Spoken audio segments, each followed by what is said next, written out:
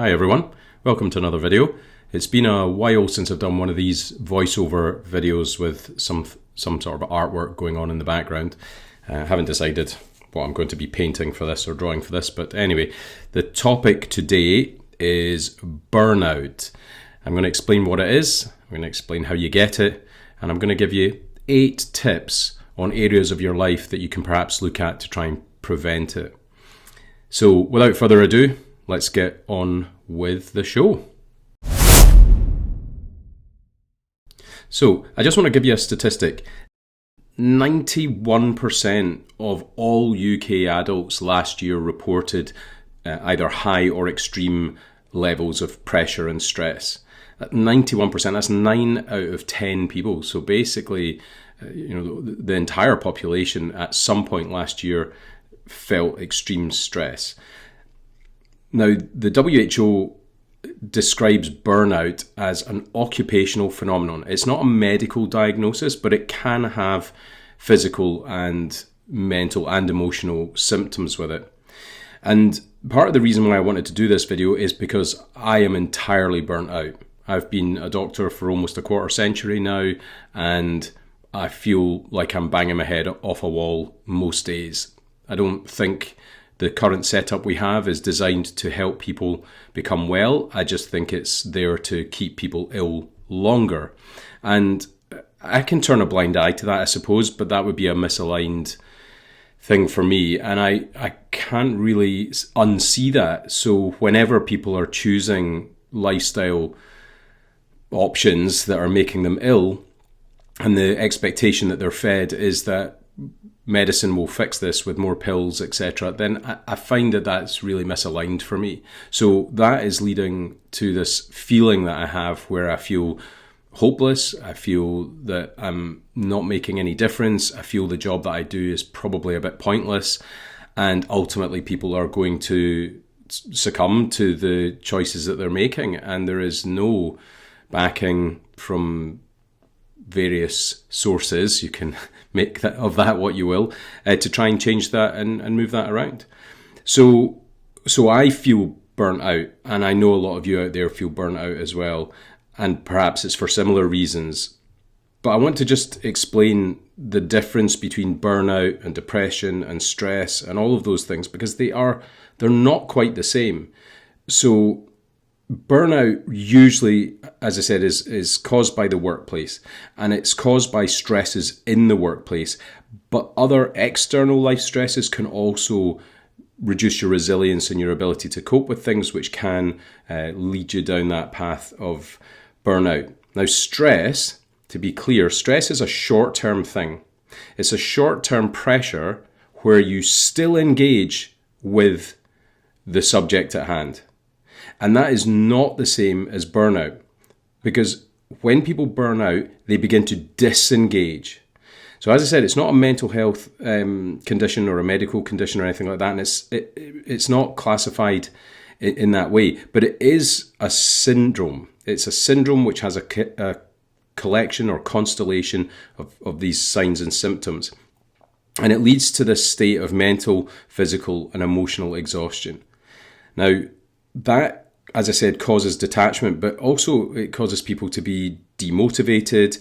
It impacts on your ability to function, and it does give you this feeling of hopelessness and pointlessness. What's the point in me doing this? It's making no difference to anyone, and it's perhaps making me feel ill.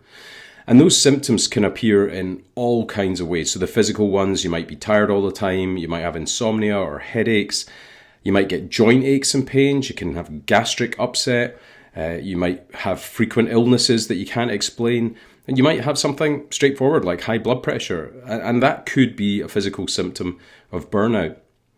From the emotional point of view, you can feel helplessness, as I've mentioned, you can feel trapped, you can feel overwhelmed, you can develop quite a high level of cynicism, you might have loss of satisfaction and reduced interest and enjoyment in the work that you're doing, and feelings of dread. I think that one is an important one. When you have that fear of impending doom every Sunday night, or the worry about what if, what's tomorrow going to hold for me, those are perhaps emotional symptoms of burning out.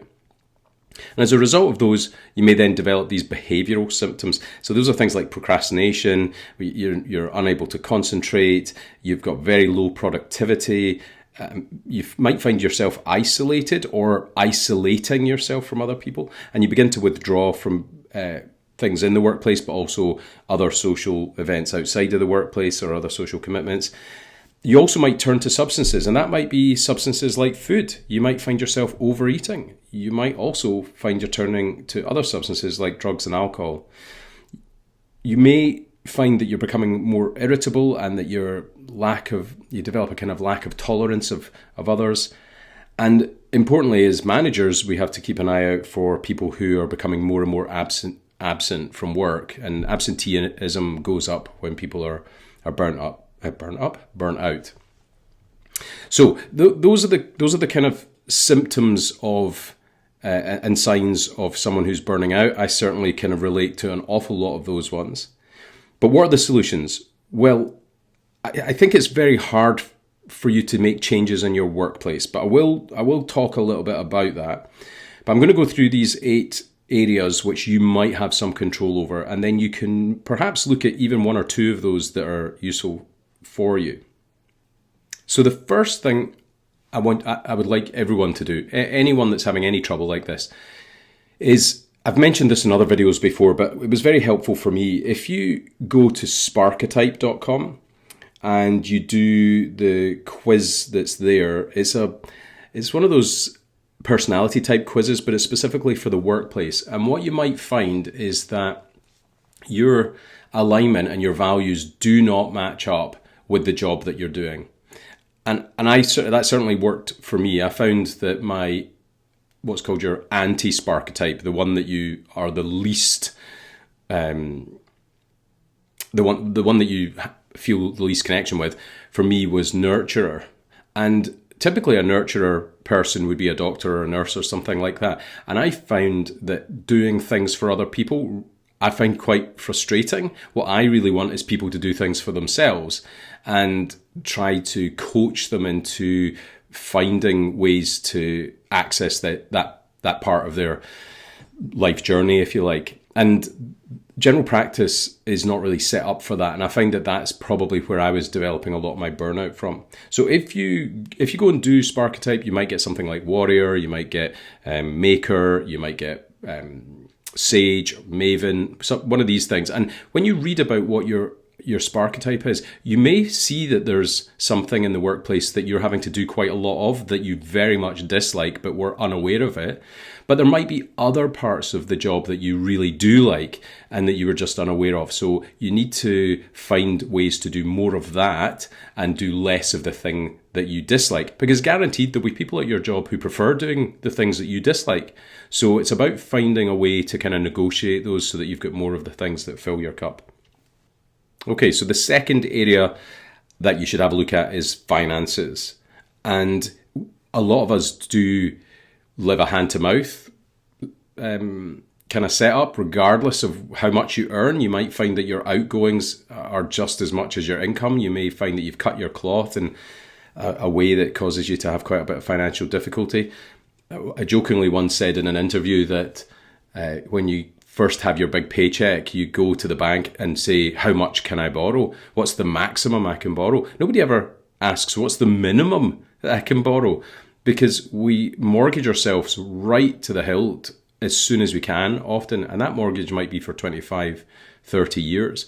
And that is a huge amount of money once you include the interest. So it's important to really plan a budget, to make sure that you have got a setup where you're not just hemorrhaging money as soon as it comes in. So there's loads of online budgeting tools. You can certainly have a look at some of those. If you just Google online budgeting tool, you'll find them. And you can also get debt advice if you're finding that you're in debt and that's causing you to have reduced resilience as well. So the likes of the Citizens Advice Bureau can help you there. And importantly, people out there will be entitled to some welfare benefits, perhaps, that they just weren't aware of. So again, Citizens Advice Bureau can help you there. So find out really look at your spending, look at what your income is, look at where you're losing money that's unnecessary. Subscriptions are a ridiculous thing that we all have now. Get rid of some of them. They just go up and up and up and up and up, and before you know it, you're paying twice as much as you used to. And plan out your budget with some assistance from either a financial advisor, if you can afford one, or Citizens Advice Bureau. And that way, once you have a better understanding of your finances, you might find that money is less of a worry. Now, the third point, which is perhaps the most obvious one, is work. About a third of people cite work as the major source of their stress. So what I would recommend from the working point of view is try and structure your day better. If there's nothing you can change about the work you're doing, perhaps there's things you can change about the way you sort of use your day. And by that I mean, first of all, get up earlier. If you can get up earlier, you will get stuff done in the morning before anyone else is awake, and you can get quite a lot of your life admin and things like that done. But also, you can do things to prepare for work. You can do mindfulness, you can do meditation, you can do journaling, things like that. So get up earlier. And also, if you're going to get up earlier, go to bed earlier. Get your things ready the night before, get your packed lunch ready or whatever it is, get your clothes laid out, do all that stuff the night before, and then go to bed earlier. You'll get a better sleep, and when you wake up earlier, you'll have lots of energy to start the day in the correct way instead of everything being a rush. While you're at work, take regular breaks.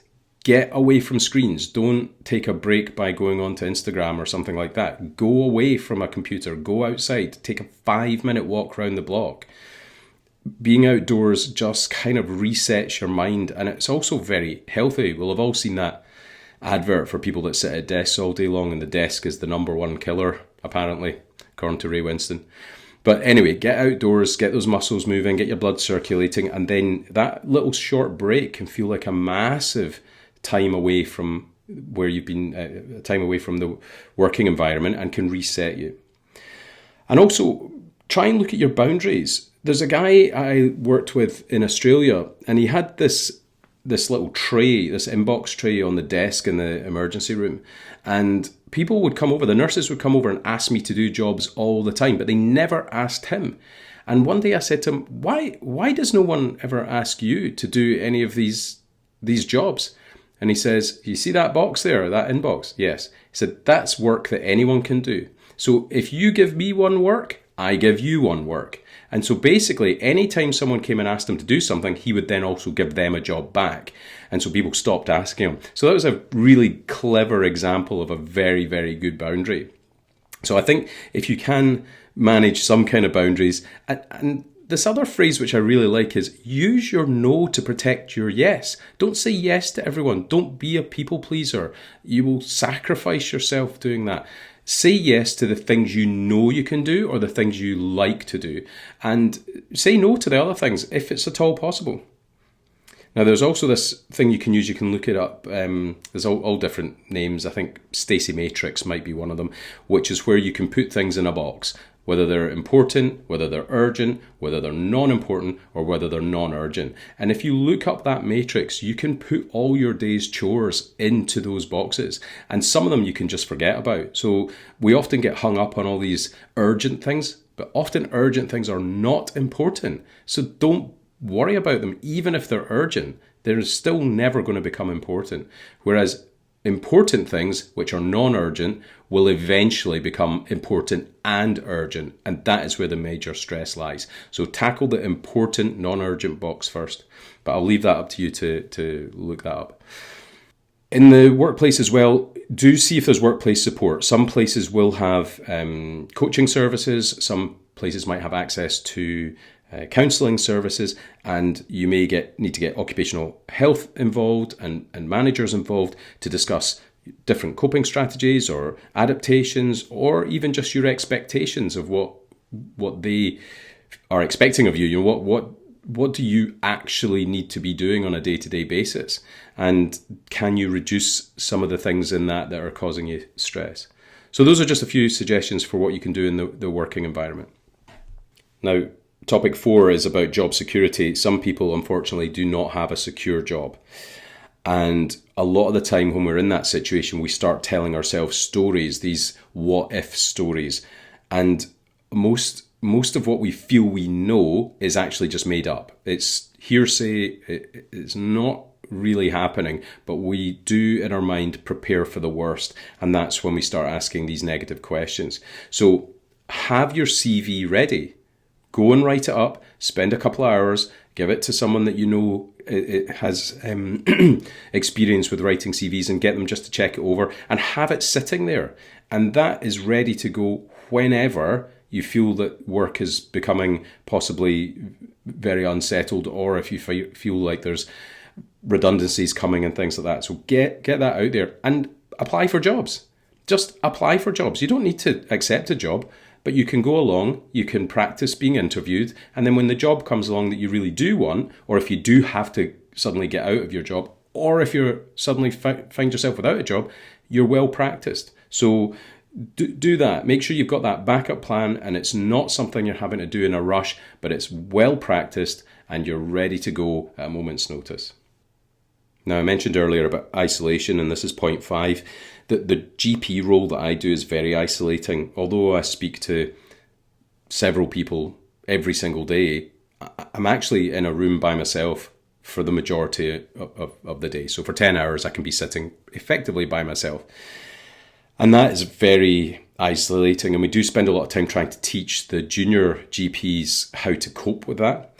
But if you are finding yourself very isolated in the workplace or even socially, then there's loads of support groups out there. If your practice has a links worker, go and make an appointment to speak to them, and they will put you in touch with a variety of different groups. There's things like Men's Shed, there's loads of support lines like the Samaritans, etc. And social connection, I am, oh my gosh, I think I'm probably bored now of talking about social connection. I talk about it in so many videos. But please invest in your existing relationships and rekindle some historic ones, because when they did the Harvard study of adult development, and I've said this before, you can go and read about it, but the people that were happiest at the end of their lives in their 80s were the people that had the best relationships in their 50s. So really foster those relationships. Get more people in your life that you enjoy being with, the kind that after you've been with them, you feel energized, you feel filled up, and you feel better for it. If you spend time with someone and you come away from that interaction feeling emptied or low or sad, that person shouldn't be in your life. And there's a useful exercise. Write down the 5 people that you spend the most time with, and beside each of them, write, do I feel filled up or do I feel emptied? And the emptied people you need to get rid of, and the filled up people, well, you need to get more of them. Number 6 is kind of obvious. It's physical health. Now that incorporates a whole bunch of things. Eat well, sleep well, hydrate yourself well, do physical activity. The minimum guidance is 150 minutes of vigorous exercise a week. That's what everyone should be doing minimum. 10,000 steps should be the minimum, although there is evidence from anywhere from 3,500 upwards. So please do all the good things. If you think it's good for you, it's probably good for you. So do that. And if you've got good physical health, often your mental and emotional health will follow suit. And in that physical health thing, avoid toxic substances, avoid overeating, avoid ultra-processed foods, avoid alcohol as best you can, avoid smoking, and for goodness sake, avoid drugs. But those things, if you can manage to really nail your physical health, then you will find your other health metrics improve as well. So in physical health, I briefly mentioned sleep. Sleep probably merits its own chapter, if you like. So this would be number 7. Sleep is so important. It's the bit of the day where your brain recovers. It flushes out all of its toxins. I like to think of it as being a giant filing cabinet, and all day long you've been in there and you've been chucking files around, and the brain is all messed up as a result of that. So when you sleep, and you sleep well and have good restorative sleep, then the brain can reorder the filing cabinet. It can get rid of stuff it doesn't need, and it can put everything back in order as it needs for the next day. So sleep is extremely important. And things you can do for that, top of the list, have a routine.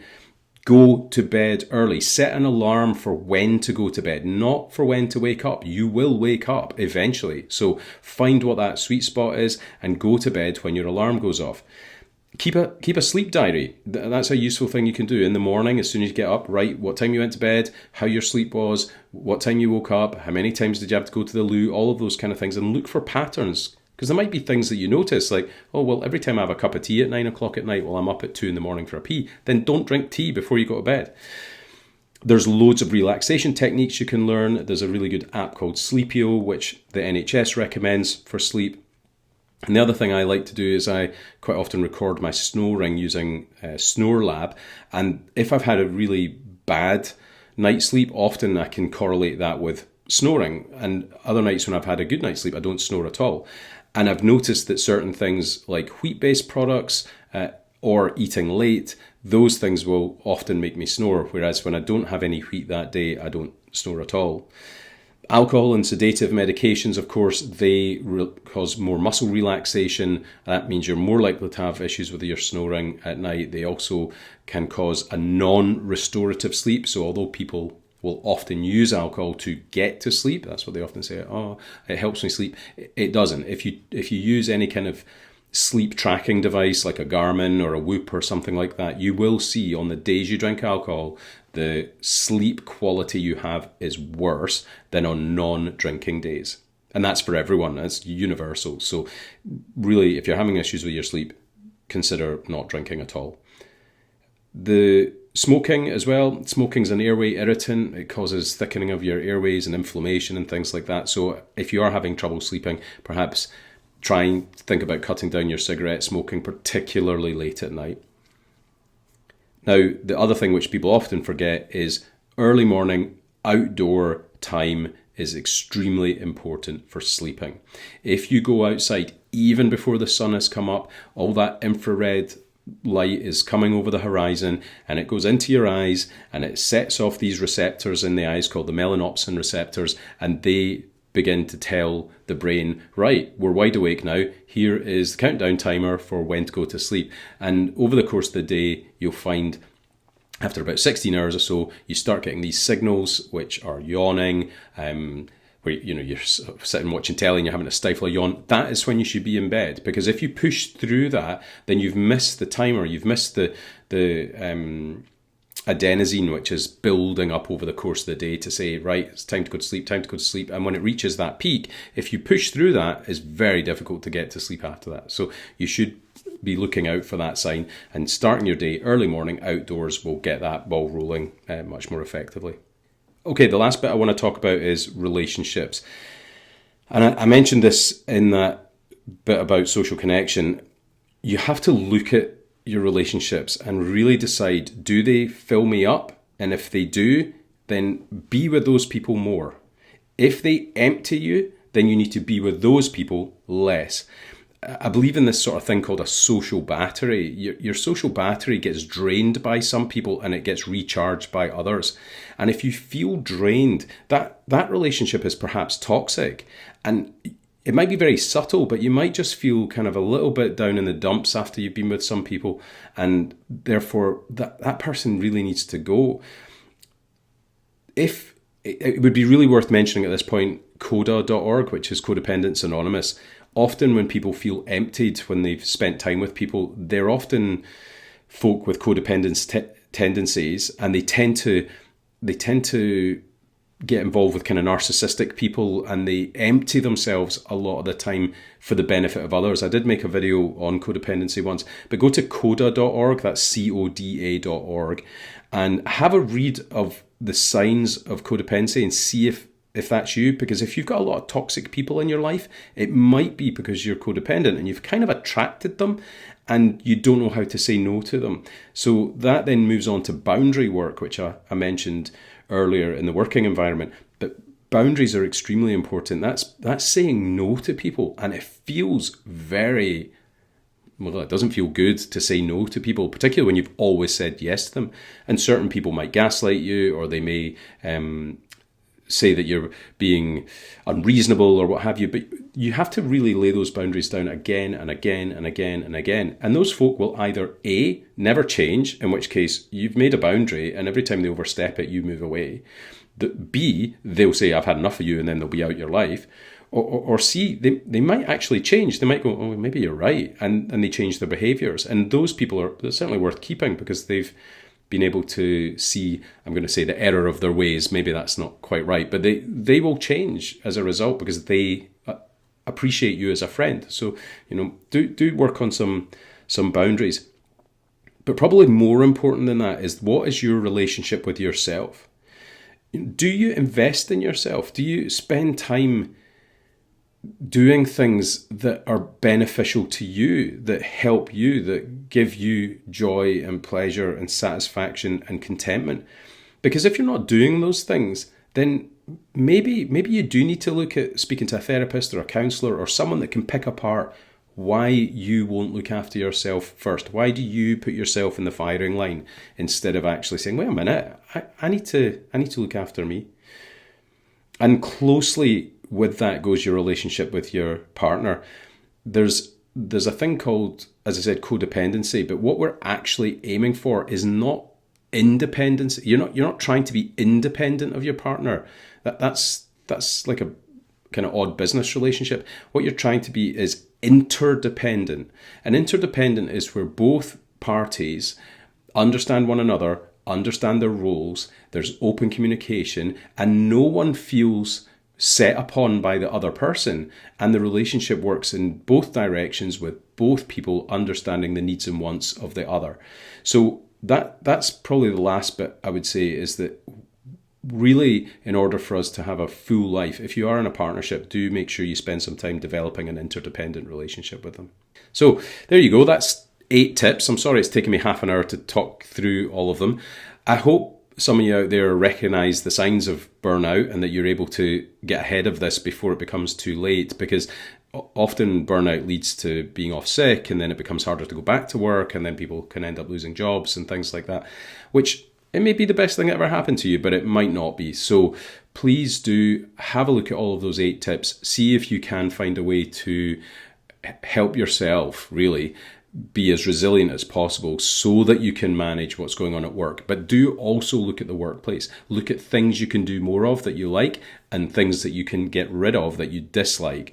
And if you have a better understanding of all of that, you may then, an understanding of yourself, you may then find that actually the burnout is reversible. But unfortunately, if you are feeling ill, unwell, unable, hopeless, all of those things, maybe it is time to look for a new job and see if you can do something else instead. All right. I hope that was helpful. Take care.